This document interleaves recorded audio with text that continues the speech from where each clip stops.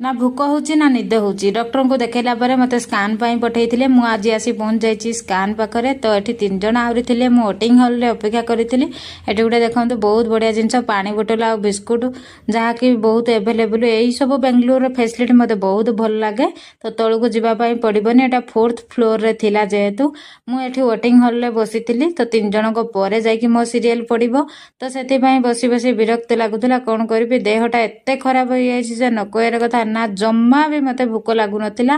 तो बहुत समय अपेक्षा पर मुझे मोर रिपोर्ट नहीं कि आसिली। बाकी संध्या बेलू गले डॉक्टर पाखक कौन कहे आउ मो रिपोर्ट नहीं कि आसी बस स्टाण्ड घर आसी देखे तो बाबू नहीं कि आसती आनंद स्वीट जोटा कि बेंगलुरु फेमस आनंद स्वीट जो मैंने जानी मते कमेंट रे कहे।